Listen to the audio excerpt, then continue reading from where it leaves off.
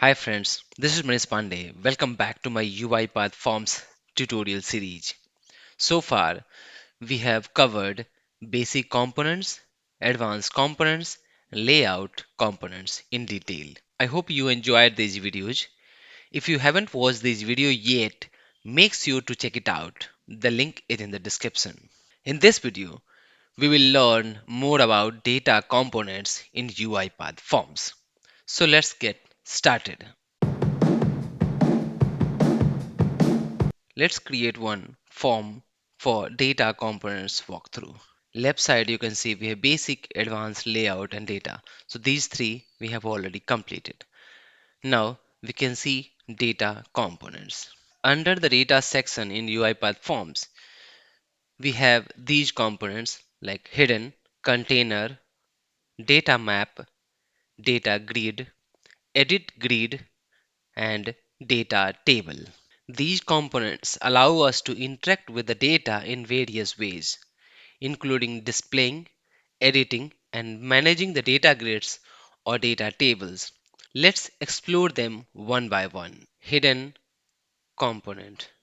Hidden component allows us to store data without showing it to the user on the form. It's useful for keeping values that you might need for backend processing or data transfer, but you don't want to show that data to user. For example, you are passing an invoice ID or user ID dynamically to a form. You don't need users to see it, but the data is required for processing. So this can be user ID and save it. And this will not be visible once you run the form. Next, container. Container component is used to group and hold multiple components together. It's like a box where you can organize and structure the related elements. For example, you are collecting personal information like name, email, phone number, etc. So you can group these fields together inside a container. For name, we can have text field. Let's set to the name. For phone number, we have in the advanced phone number. For email, we can take it from the advanced section and we can group them into one for the personal information. Data map.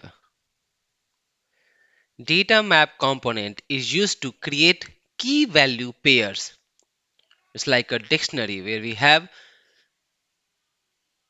key and value pairs like same as config file where we have parameters name and parameter value. But using this component, you can map key value pairs in a visual format. It's helpful when you need to display or collect structured data.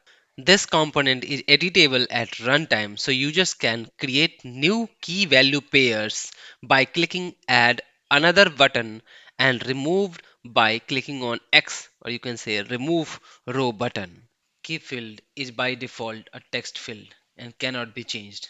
And the value field can be changed with other components. We have some options of data map component. You can go through it. We have disable, adding, removing rows. If you want to disable, add or remove rows options, you can check this. The next component is data grid.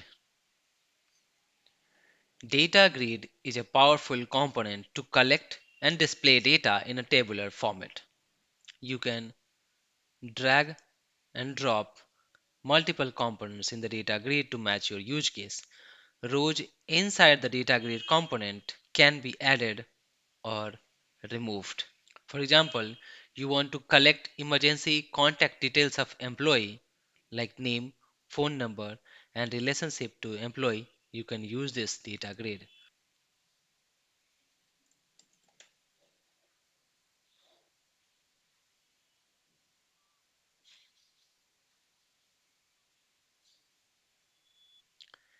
We have options To allow reorder, disable adding removing rows, set the text of the another, add another text button, equal column width, enable row groups in a slash empty. Next is edit grid. Edit grid component is similar to the data grid but with an extra features. It allows users to edit the data directly within the grid.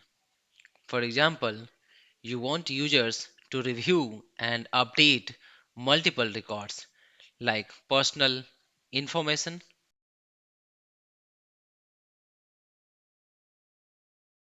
We have options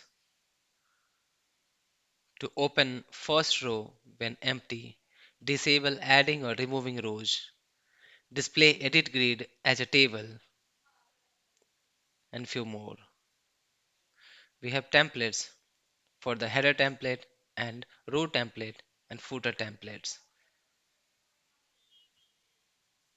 Header template will show on the top of the grid, footer template will show the bottom of the grid.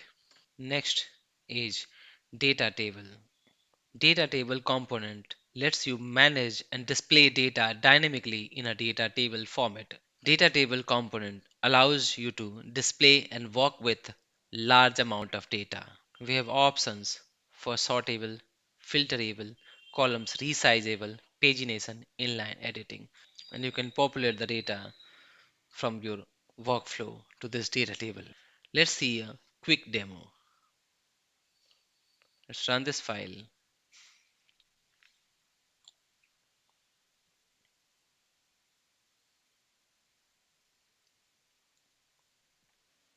So hidden component is hidden here, and these three are part of that container. You can also have that container label added here.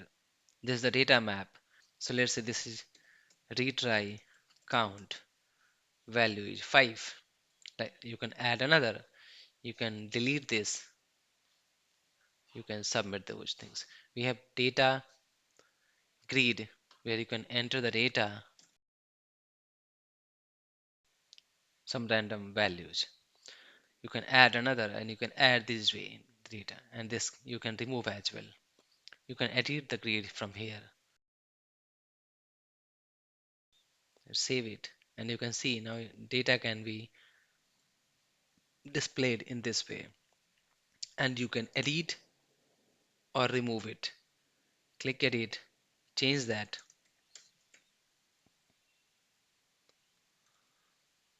save it, and this has been saved here itself on the form. You can add another, cancel this.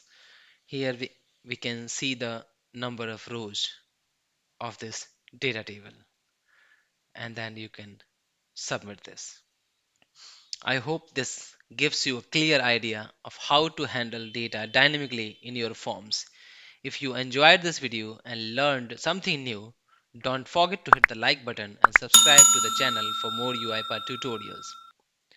See you in the next video. Until then, keep learning and keep automating.